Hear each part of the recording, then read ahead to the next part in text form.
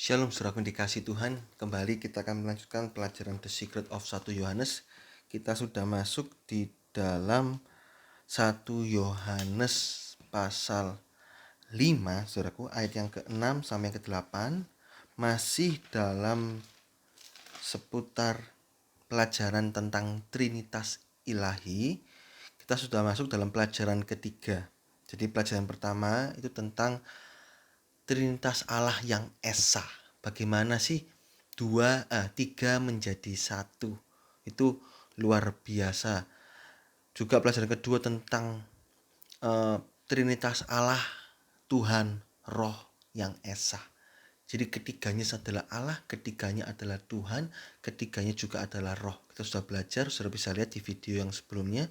Dan pelajaran ketiga kita akan belajar tentang perumpamaannya tentang Trinitas Allah. Perumpamaan dari Trinitas Allah. Nah, perumpamaan Trinitas Allah ini ada beberapa yang menggambarkan tentang Allah yang Esa namun tiga pribadi. Nah, tetapi saudaraku, perumpamaan-perumpamaan yang ada itu semuanya harus dicocokkan dengan firman. Tampaknya benar, tampaknya bagus, betul, tapi saat ditera dengan firman Tuhan kurang tepat, gitu ya. Nah, saya hanya menuliskan dua perumpamaan di sini, saudaraku. Yang pertama adalah seorang ayah, seorang direktur, dan seorang olahragawan. Jadi perumpamaan tentang Trinitas Allah itu seperti orang si A, kalau di rumah sebagai ayah, kalau di kantor sebagai direktur, kalau di tempat lapangan basket dia sebagai olahragawan, yaitu sebagai pemain basket. Nah, sama-sama hebat. Sebagai direktur dia hebat, sebagai ayah dia hebat, sebagai olahragawan dia juga atlet, saudaraku. Nah, ini digambarkan seperti itu. Perumpamaan ini kelihatannya, oh iya, 3 tapi 1. Nah, ini kurang tepat, saudaraku. Kenapa kok bisa kurang tepat? Karena pribadinya tetap 1, yaitu si A. Hanya 3 pekerjaan, tapi pribadinya tetap 1. Nah, sedangkan Trinitas Allah itu 3 pribadi menjadi 1. Beda. Jadi perumpamaan ini kurang tepat. Nah, kalau dipaksakan, perumpamaan ini dipaksakan akan muncul pernyataan-pernyataan atau pemahaman-pemahaman yang aneh, saudaraku. Contoh, pada waktu Putra Manusia Yesus disalib dan dia mati, saudaraku. Nah, kalau itu satu pribadi, kan satu pribadi bisa jadi olahragawan, jadi direktur, jadi ayah. Nah, kalau Putra Manusia Yesus saat itu mati, nggak ada Allah. Kan satu pribadi. Oleh karena itu ada istilah namanya God is dead. Allah mati. Jadi selama berapa lama Allah mati? Selama 3 hari. Nah, kan aneh begitu. Padahal tidak demikian. Allah tidak mati. Jadi Putra Manusia Yesus memang mati. Tapi Allah Bapa, Allah Roh Kudus tetap ada. Dan mereka bekerja membangkitkan Putra Manusia Yesus dan kembali menjadi Allah yang kekal. Ya, jadi perumpamaan pertama kurang tepat. Ada perumpamaan yang sangat terkenal juga, yaitu diumpamakan seperti air es uap. Air es uap. Kalau kondisi biasa jadi air, kalau kondisi yang dingin jadi es, kalau kondisi panas jadi uap. Ini juga tidak tepat karena zatnya 1, yaitu H2O. Sedangkan Trinitas itu 3 menjadi 1, 3 pribadi. Nah, kalau pandangan ini masih dipercayai juga, ya itu tadi, disanggah. Pada saat Yesus mati di kayu salib, maka Allah juga ikut mati. Sehingga ada momen di mana Allah tidak ada. Waduh, ini kacau saudara kalau dipercayai. Jadi keliru, kurang tepat istilah ini. Nah, istilah yang paling tepat adalah dari firman Tuhan itu sendiri, dari Alkitab itu sendiri. Di mana istilah yang paling tepat? Perumpamaan yang paling tepat. Itu di dalam Efesus 5 ayat 31. Kita baca ya. Efesus 5 ayat 31. Saya bacakan dalam terjemahan King James Indonesia. Sebab itu seorang laki-laki akan meninggalkan bapak ibunya dan melekat kepada istrinya, maka mereka berdua, lihat ini, mereka berdua dalam bahasa Inggrisnya and they two, dan mereka berdua they two akan menjadi satu daging, shall be one flesh. Loh, mereka berdua tapi menjadi satu daging. Kok bisa? Apakah daging saya dengan daging istri saya jadi satu? Kan tidak, tetap berdua. Ini rahasia yang besar. Ayat 32. Rahasia ini besar, tapi saya berbicara tentang Kristus dan gereja. Dua menjadi satu, itu suami istri. Ada rumus matematika 1 tambah 1 sama dengan 2. Kalau rumus suami istri 1 tambah 1 sama dengan 1. Inilah gambaran dari Trinitas Allah. 1 tambah 1 tambah 1 sama dengan 1. Itu Trinitas Allah. Gambar yang paling tepat itu suami istri ini. Dari firman Tuhan, mereka berdua akan menjadi satu daging. Dua menjadi satu. Kalau ini 1 Yohanes 5 ayat yang ke-6. Ini ya, ayat yang ke-6 saya bacakan. Ayat ke-7, sebab ada 3 yang memberi kesaksian di dalam sorga, Bapa, Firman, dan Roh Kudus, dan ketiganya menjadi satu. 3 are one. Nah, jadi perumpamaan apa yang paling tepat untuk menggambarkan Trinitas Ilahi? Itulah suami istri. Berbeda pribadi, tapi bisa satu visi, satu tujuan, satu pemikiran. Ini loh, mengapa banyak suami istri yang bertengkar, yang tidak cocok, yang tiap hari cekcok? Ada yang salah di dalam kehidupan pernikahan mereka. Pernikahan yang ideal itu semakin hari itu semakin menjadi satu. Karena pada waktu menikah, saudaraku, itu diberkati kan, itu dipersatukan. Jadi 1 tambah 1 sama dengan 1. Memang pada kenyataannya kaget-kaget. Loh, ternyata istri saya sukanya ini. Suami saya sukanya ini. Waduh, saya tidak bisa terima. Karena sudah menikah, maka harus diterima. Harus dicocokkan. Harus disesuaikan. Ada suami kalau pulang kerja langsung naik kasur. Si istri, karena dia kebiasaan di rumah, pulang kerja harus mandi dulu. Pakai baju kamar, baju tidur, baru boleh naik kasur. Si suami enggak. Capek kebiasaan di keluarganya yang lama. Pakai baju kantor, langsung tidur. Aduh, enak di AC yang dingin. Awal mula, duh, bapak gak boleh. Gak suka aku kalau seperti ini. Si bapak harus terima. Dibicarakan, dua aku biasanya seperti ini. Lu itu kan kotor. Kalau sudah punya anak, kalau anaknya masih kecil kan, kalau kasih kasur, taruh naik kasur nanti kotor kan juga ini sakit. Ya, kan betul si istri kan kotor kan ini baju. Ya berubah, ngalah. Si istri suka makan pedas. Kalau makan mesti ada sambelnya.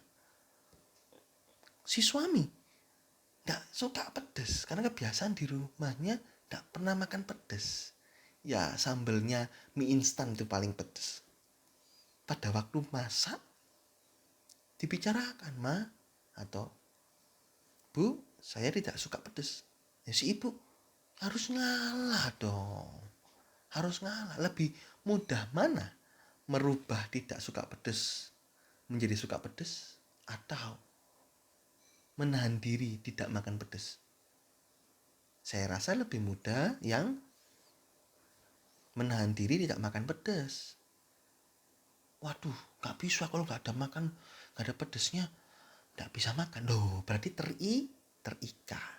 Kalau terikat dengan suatu hal, gak baik, gak benar. Ayo belajar berpada.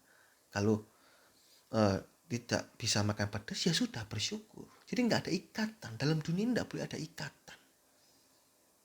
Begitu. Ini sekilas tentang suami istri. Harus dicocokkan, disesuaikan, karena sudah menjadi satu. Sehingga satu visi, satu tujuan. Mendidik anak juga. Si suami pengen beri uang kepada anak yang minta. Si istri, tidak boleh pak. Tidak boleh pak. Kalau beri uang, nanti jadi anak kita jadi manja.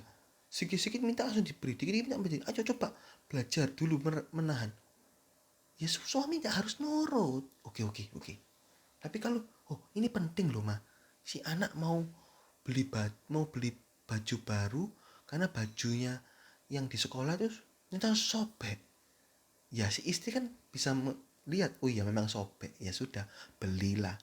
Jadi jangan bertengkar di depan anak.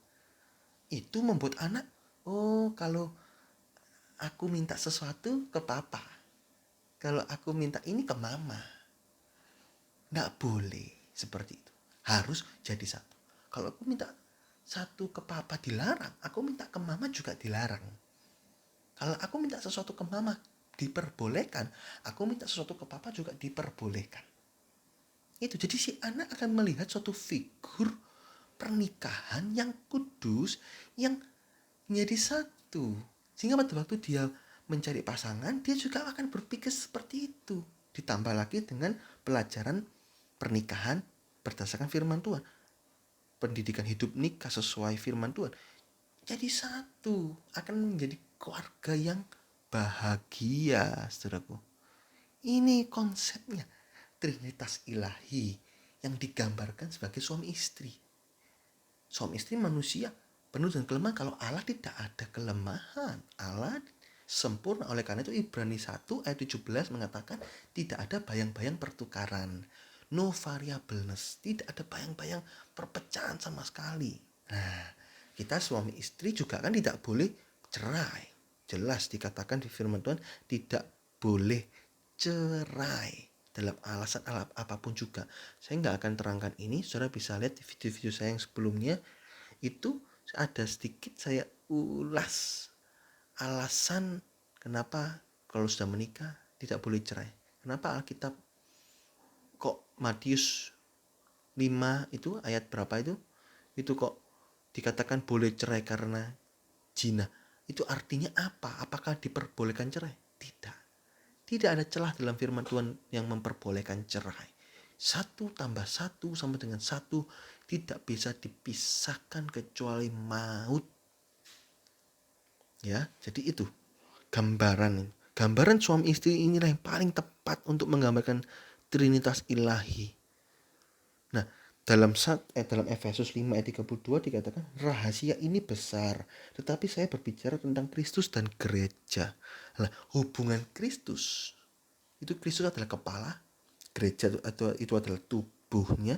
Nah, ini juga menggambarkan menjadi satu kesatuan, saudaraku. Seperti hubungan suami istri. Jadi suatu hubungan yang begitu dekat, begitu manis. Nah, ini kok dikatakan rahasia ini besar? Kenapa kok dikatakan rahasia ini besar? Karena nanti kita di sorga itu juga akan menjadi satu dengan 3 pribadi Allah. Kita baca Yohanes 10 ayat 34 sampai 35. 34 sampai 35. Kata Yesus kepada mereka, tidakkah ada tertulis dalam kitab Taurat kamu? Aku telah berfirman, kamu adalah Allah. Dalam bahasa Inggrisnya, ye are gods. Jikalau mereka kepada firman itu disampaikan disebut Allah, sedang kitab suci tidak dapat dibatalkan. Lihat, disebut Allah, kita disebut Allah. Disebut Allah, you are gods. Jadi, ayo Berpikirlah, bertindaklah, berperasaanlah, berkatalah. Saudara melihat, mendengar, seperti jadi dirinya Allah yang penuh kasih, yang kasih adanya, yang suci. Itu saudaraku. Jangan you are God, tapi mulutnya maki-maki orang. Kurang ajar sama orang tua. Itu bukan you are God. Bukan kau adalah Allah, gak cocok dengan firman. Ayo, genapkanlah firman Tuhan dalam hidup saudara dan saya. Nah, you are God. Jadi pada waktu sudah masuk dalam kerajaan sorga, itulah kenyataan dari you are God. 1 tambah 1 tambah 1 tambah 1 tambah berapa juta orang itu yang masuk dalam kerajaan sorga itu sama dengan 1. Itu yang didapatkan persekutuan tubuh Kristus global yang masuk dalam kerajaan sorga. Dari segala zaman, dari Adam dan Hawa sampai terakhir, kedatangan Tuhan Yesus yang terakhir, itu 1 tambah 1 tambah 1 tambah 1 tambah 1 tambah 1 tambah 1 tambah 1 sama dengan 1. Tak ada bayang-bayang perpecahan lagi di sorga. Kita masuk sorga, tidak ada tangis air mata. Kita bersuka cita sepenuhnya, gak ada dosa. Itu sama dengan 1. Hubungannya begitu manis. Saat ini, saat kita masih ada dalam dunia ini, kita tetap harus berhubungan yang manis. Karena dikatakan seperti Kristus dengan gereja. Ayo belajar hubungan manis. Kristus adalah kepala. Ini dalam Efesus 5 ayat yang ke-23. Jemaat itulah tubuh. Nah, ayo, kalau kepala dan tubuh kan saling berhubungan, berkesinambungan. Siapa yang mau menggerakkan tangan? Itulah kepala. Jadi kita gak bisa berpikir, berkata, bertindak dengan kekuatan sendiri. Jangan. Pakai firman Tuhan. Pakai kepala firman Tuhan. Pakai kesucian.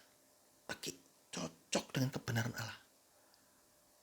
Ini jadi diri Kristen dalam ya, Kristen ini.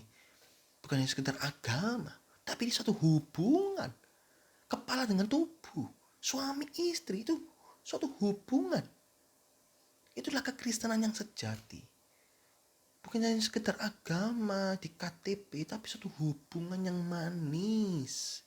Bahkan dalam Filipi 2 ayat yang ketiga, Filipi 2 ayat kedua dan ketiga, itu hatinya sama, pemikirannya sama, kasihnya sama, rohnya sama, tujuannya sama. Tidak mencari kepentingan sendiri, menganggap yang lain lebih utama dari dirinya sendiri.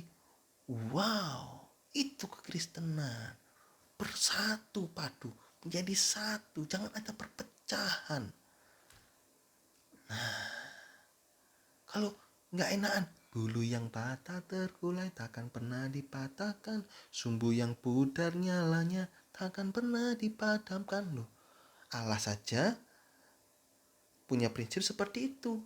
Manusia berdosa gak langsung dipotong, tapi ayo ditunggu supaya bertobat. Sampai satu titik gak bertobat binasa, ya gimana? Dia memang memilih seperti itu. Seperti Yudas menuju ke jalannya sendiri. Itu dalam Kisah Para Rasul. Nah, jadi saudaraku, hubungan Kristus dengan jemaat itu menggambarkan juga tentang hubungan suami istri, digambarkan seperti itu.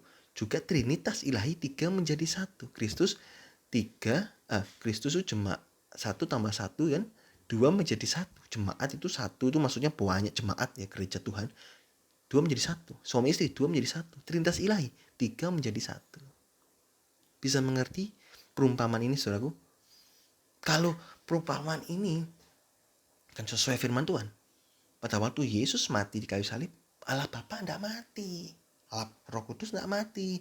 Dia bekerja bersama-sama untuk membangkitkan Tuhan Yesus Kristus. Ya, itu saya lupa di dalam ya. Saya lupa saudaraku, ada ayatnya bahwa Allah dan Roh Kudus bekerja membangkitkan. Gitu. Ini ya saudaraku sedikit dari perumpamaan tentang Trinitas ilahi. Ya kalau masih ada yang ditentang, masih ada yang disanggah, bagaimana?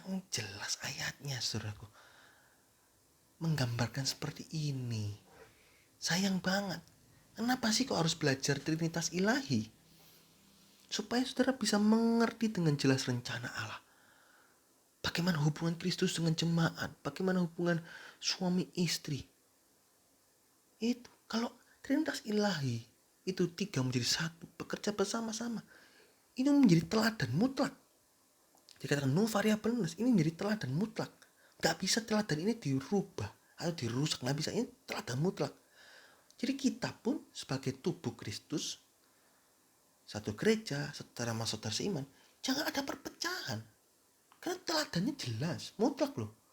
Gak ada, oh ya karena alasan ini pecah. Gak ada. Itu Trinitas ilahi. Juga suami istri, itu juga konsep mutlak. Tidak bisa dipecahkan kecuali kematian.